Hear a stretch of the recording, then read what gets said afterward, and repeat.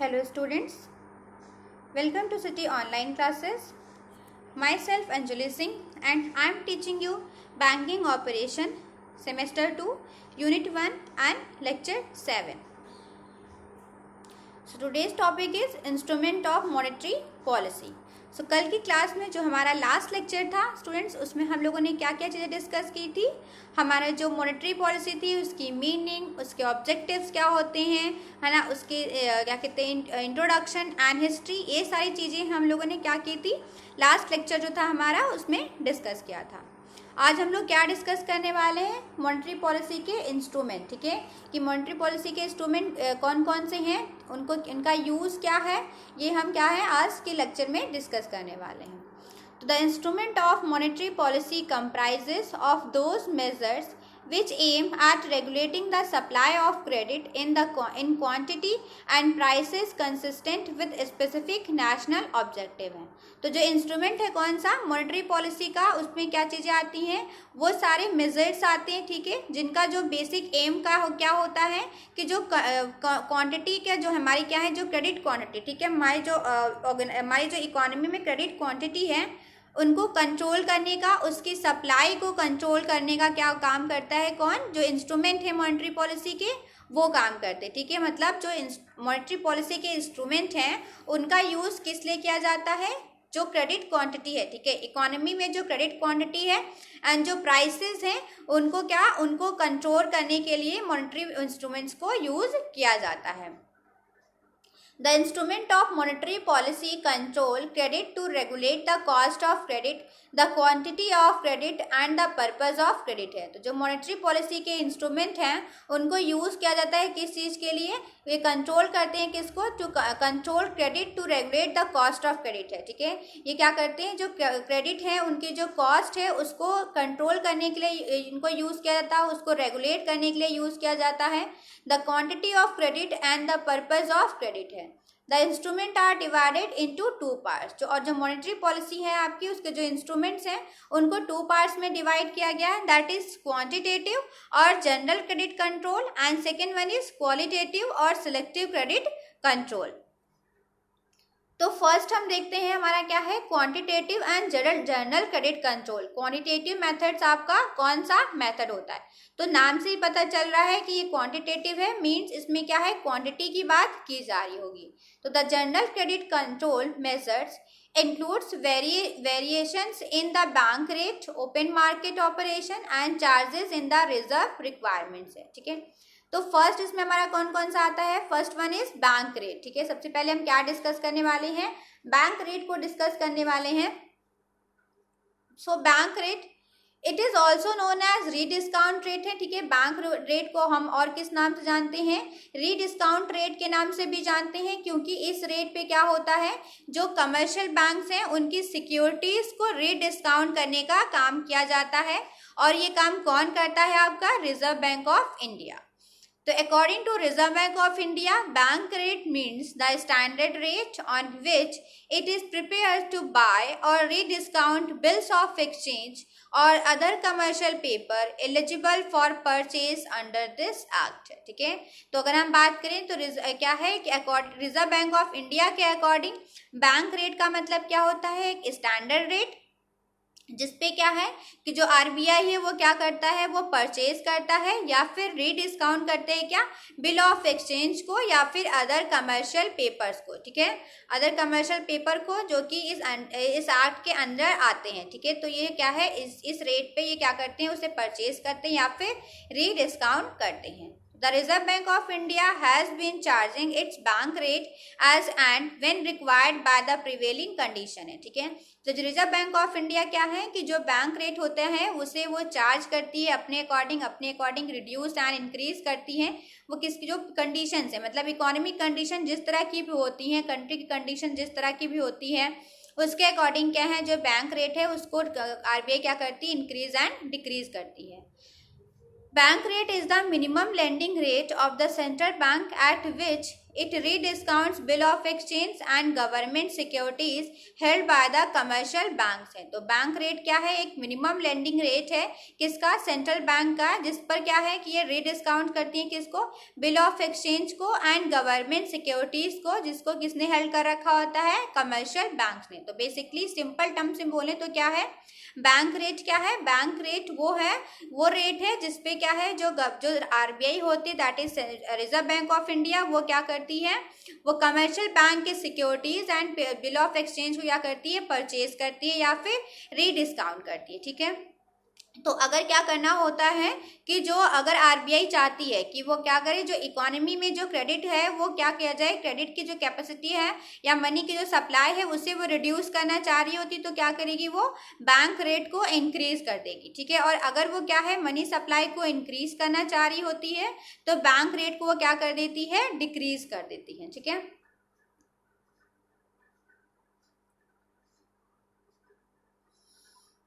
Next instrument क्या है, that is open market operation. ठीक है, आपका नेक्स्ट इंस्ट्रूमेंट क्या है, ओपन मार्केट इंस्ट्रूमेंट है।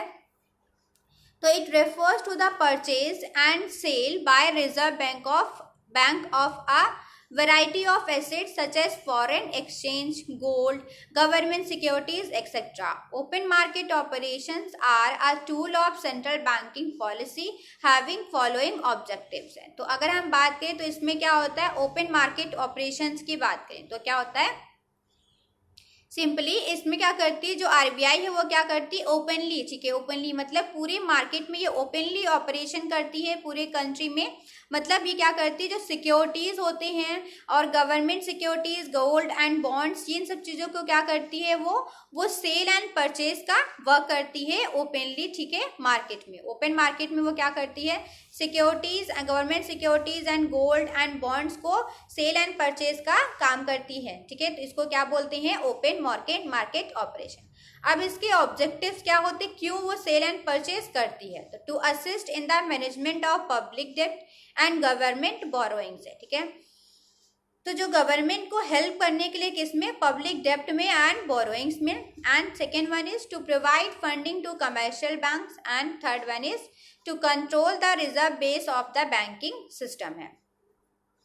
अब होता क्या है कि किस तरह से या मनी सप्लाई को किस तरह से रेगुलेट करता है ओपन मार्केट ऑपरेशन।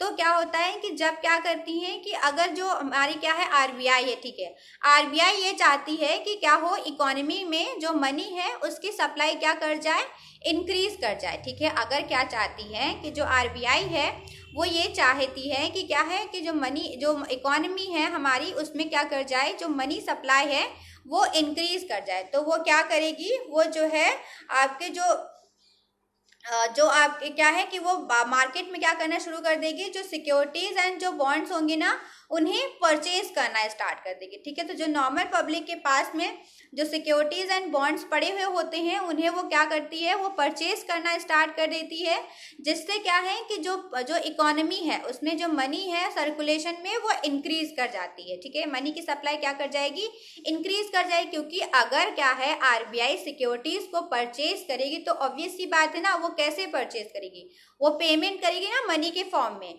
तो इसलिए क्या है कि क्या करते हैं, जब इंक्रीज करना चाहती हैं तो वो परचेज करती है सिक्योरिटीज को मार्केट में, एंड इसका अपोजिट जब वो मनी सप्लाई को डिक्रीज करना चाहती है तो वो क्या करती है, सेल करना स्टार्ट कर देती है सिक्योरिटीज को, कहाँ पे, मार्केट में। जिससे क्या है जो लोग होंगे वो क्या करेंगे, वो सिक्योरिटीज परचेज करना स्टार्ट कर देंगे और जो उनकी मनी होगी वो कहाँ पे चली जाएगी, वो आरबीआई के पास चली जाएगी। ठीक है, तो इससे क्या हो जाएगी, जो सप्लाई है मनी की वो इकोनॉमी में डिक्रीज हो जाएगी।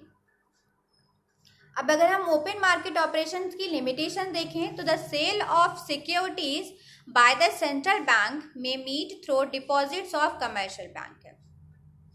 On the other hand, the purchase of securities may last to deposit with commercial bank. Thus, the cash reserve of banks may remain unaffected है। अब वो बोल रहे हैं कि ऐसा भी हो सकता है भाई कि जो सिक्योरिटीज में अगर आप सेल कर रहे हो तो क्या बाय द सेंट्रल बैंक, तो हो सकता हो कि जो कमर्शियल बैंक है वो क्या कर ले, अपने डिपॉजिट्स के थ्रू उन सिक्योरिटीज को जो है वो क्या कर ले, परचेज कर ले।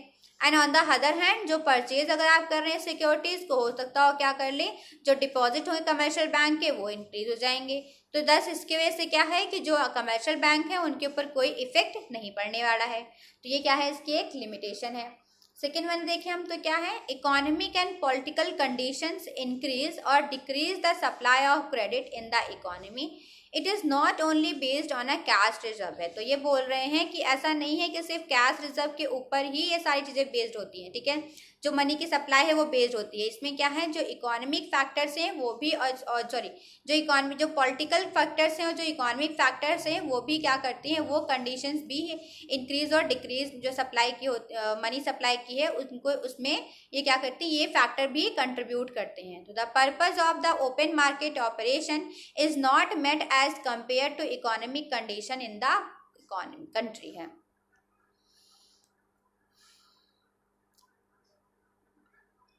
नेक्स्ट क्या है, variable reserve ratio, that is the commercial banks are required to maintain cash reserve ratio with the central bank and statutory liquidity ratio with themselves है। To enable the central bank to regulate their credit creation capacity directly, when the prices are rising, the central bank raises the reserve ratio, which reduces the cash balances with banks. Thus, reduce the lending capacity. If the reserve ratio are lowered, the cash balance increase with banks, their lending capacity increases. ठीक है, तो क्या होता है, दूसरा method जो है आपका वो क्या है, जो आपकी क्या है CRR SLR है। तो जो गवर्नमेंट होती, जो RBI होती है, वो क्या है, उन्होंने उनका कंपलसरी कर दिया है कि जो कमर्शियल बैंक होंगे वो अपने जो उनकी डिमांड एंड लायबिलिटीज है उसके इक्वल क्या है, कुछ परसेंट क्या करेंगे, RBI के पास कैश रखेंगे, ठीक है, कैश रिजर्व रखेंगे। एंड कुछ क्या होता है, उन्होंने रिक्वायर्ड कर रखा है कुछ परसेंटेज से, वो क्या करेंगे, कुछ SLR अपने खुद के पास रिजर्व करके रखेंगे, ठीक है। तो ये क्या होता है उनका कि ये जो है ये भी क्या करता है, जो क्रेडिट क्रिएशन कैपेसिटी है बैंक की उसको रेगुलेट करने में ये हेल्प करता है, ठीक है। अगर क्या करना चाह रही है, जो हमारा क्या है, जो सेंट्रल बैंक है वो अगर कमर्शियल बैंक की क्रेडिट कैपेसिटी को क्या करना चाह रही होती है, डिक्रीज करना चाह रही होती है, तो वो क्या कर देगी, वो CRR और SLR का जो रेट होगा उसे इंक्रीज कर देगी। फर्दर अगर वो क्या है कि अगर जो सेंट्रल बैंक है वो उनकी क्रेडिट क्रिएशन की कैपेसिटी को इंक्रीज करना चाहती है तो वो क्या कर देगी, वो CRR को और SLR को क्या कर देंगी, जो है डिक्रीज कर देंगी, ठीक है। तो इससे क्या है, जब डिक्रीज कर देंगी तो इनकी जो क्रेडिट क्रिएशन कैपेसिटी है वो ऑटोमेटिक क्या कर जाएगी, इंक्रीज कर जाएगी। क्यों, क्योंकि उनके पास जो कैश की अवेलेबिलिटी होगी वो ज़्यादा हो जाएगी, क्योंकि उन्हें अब ज़्यादा कैश रिजर्व में नहीं रखना होगा, ठीक है। अब वो जो अवेलेबल कैश है उससे वो क्या कर सकते हैं, यूज़ कर सकते हैं फर्दर एडवांसेस के लिए। नेक्स्ट जो मेथड है वो कौन सा है, क्वालिटेटिव और सिलेक्टिव क्रेडिट कंट्रोल है। तो इसमें क्या है, selective credit control mean to regulate and control the supply of credit and channelise the flow of bank credit from speculative and other undesirable purposes to socially desirable and economically useful purpose, ठीक है। तो इसमें क्या किया जाता है कि इसमें जो कोशिश ये की जाती है कि जो अनडिजायरेबल पर्पज और जो स्पेकुलेटिव पर्पज के लिए जो मनी है उसका जो यूज़ हो रहा है वो तो उसका यूज़ उसके लिए ना हो करके बल्कि प्रोडक्टिव पर्पज के लिए हो, ठीक है, एंड सोशली बेनिफिशियल के लिए हो, सोशली डिजायरेबल और इकोनॉमिकली यूजफुल पर्पज के लिए उसका यूज हो जो क्रेडिट सप्लाई है, ठीक है। इसलिए क्या है, क्वालिटेटिव और सिलेक्टिव क्रेडिट कंट्रोल को यूज किया जाता है। These controls are operated by fixing। तो ये कंट्रोल किस तरह से ऑपरेट होते हैं, तो देखें तो फर्स्ट वन हमारा क्या है, minimum margin for lending against specific securities है, ठीक है। तो कुछ स्पेसिफिक सिक्योरिटीज हैं जिसमें क्या है, मिनिमम मार्जिन जो है वो सेट कर दिया जाता है कि इतना मार्जिन आपको रख करके फिर ही आप उस पर क्या है, उसके अगेंस्ट आप लोन प्रोवाइड कर सकते हैं। सेकेंड वर्ड देखें तो ceiling on the amounts of credit to trades against the stock of certain commodities, and third one is prohibits the discounting of bills of exchange related to the sale of seated commodities है। तो अगर हम बात करें So the central bank has made use of selective credit control in respect of such commodities like किसके कौन कौन सी commodities के लिए वो selective control को use कर सकते हैं, जैसे कि क्या है, कॉटन हो गई, wheat हो गया है ना, पैडी हो गई, pulses, oil seeds, vegetables, sugar, fiber, cloth etc. इन सब चीज़ों के लिए क्या है, वो क्रेडिट कंट्रोल मेथड है, उन्हें यूज कर सकते हैं. The rate of interest charged on advances against the security और these commodities is higher than on other securities है. If the central bank wants to check speculation on the prices of such other commodities, it raises the minimum margins है. अब अगर हम बात करें किसकी, limitations की, तो लिमिटेशंस क्या है मॉनेटरी पॉलिसी की, तो अगर देखें हम तो price stability and economic growth and foreign exchange stability as major objectives of monetary policy accomplished through sound and strong instrument, still the monetary policy faces certain limitation which show certain percentage of deviation in its objectives है. तो few limitations have been discussed below. कुछ limitations जो है वो discuss किए गए हैं. First one is existence of non-monetized sector where transaction are carried out on the basis of barter system है. ठीक है, तो जहाँ पे क्या है, barter system जो ट्रांजेक्शन है वो किसके थ्रू हो रहा है, barter system के थ्रू हो रहा है. तो वहाँ पे क्या है कि ऐसे जगह पे जो ये हमारा क्या है क्वालिटेटिव मेथड्स हैं, या फिर हम मॉनेटरी पॉलिसी की बात करें तो वो वहाँ पे इन्हें हम मॉनेटरी पॉलिसी के जो इंस्ट्रूमेंट हैं उन्हें हम यूज नहीं कर सकते हैं, जहाँ पे क्या यूज हो रहा होगा, बार्टर सिस्टम फॉलो हो रहा होगा. सेकेंड वर्स देखें, existence of vast unorganised sector where central bank control is ineffective. अब क्या है, चूंकि हमारी कंट्री में क्या है, अनऑर्गेनाइज सेक्टर्स बहुत ज़्यादा है, ठीक है, बहुत वास्ट है, जहाँ पे क्या है जो सेंट्रल बैंक है उनका कोई भी कंट्रोल नहीं है, तो वहाँ पे क्या है जो मॉनेटरी पॉलिसी का जो इंस्ट्रूमेंट है वो यूज़ नहीं कर सकते हैं. थर्ड वन इज देखें तो in under developed countries mostly business keep their money in circulation rather than in bank deposit and they make use of banking transaction very rarely है. तो बहुत सारी क्या है जो अंडर डेवलप कंट्रीज हैं वहाँ पे जो बिजनेसमैन हैं वो क्या है, वो अपनी मनी को बैंक्स में डिपॉजिट ही नहीं करते हैं, वो उन्हें क्या है वो सर्कुलेशन में ही रखना पसंद करते हैं, तो और वो बहुत कम बैंकिंग ट्रांजेक्शन्स को यूज़ करते हैं. तो ऐसी जगह पे जो क्रेडिट कंट्रोल मेजर्स है उसका जो इम्पैक्ट होता है वो बहुत कम पड़ता है. ठीक है, उसका ज़्यादा इम्पैक्ट नहीं पड़ता है, ज़्यादा इफेक्ट नहीं पड़ता है. नेक्स्ट देखें तो due to under developed bill market, lack of banking habits, unsound banking practices, unhealthy banking competition etcetera leads towards the lesser operational effectiveness of credit control measures है. तो ऐसी जगह जहाँ पे क्या है कि लोगों में क्या है जो बिल मार्केट है वो बहुत अंडर डेवलप्ड हैं, लोग बैंकिंग हैबिट्स जो है ज़्यादा यूज़ नहीं करते, बैंकिंग को ज़्यादा यूज़ नहीं करते हैं, हेल्दी कॉम्पिटिशन नहीं है, तो वहाँ पे क्या है जो क्रेडिट कंट्रोल जो मेजर्स हैं वो बहुत कम इफेक्टिव होते हैं. नेक्स्ट वन इज देखें तो circulation of black money in the economy through tax evasions, illegal transaction etcetera make monetary policy ineffective है. अब क्या है, अगर आपकी इकोनॉमी में ब्लैक मनी का अमाउंट बहुत ज़्यादा है तो आपकी जो मॉनेटरी पॉलिसी के जो होगी वो क्या होगी, इनइफेक्टिव हो जाएगी.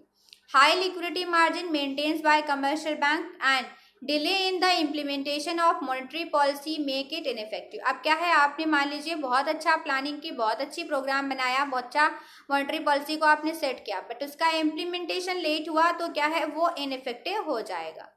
The existence of time lag which delays the need for action regarding decision and operation of actions in time है. ठीक है, और क्या है जो टाइम लैग का बहुत ज़्यादा डिलेज हो जाता है, मतलब जो एक्शंस हैं जो रिकॉग्निशन है वो बहुत लेट लिए जाते हैं, तो डिसीजन मेकिंग बहुत लेट होती है.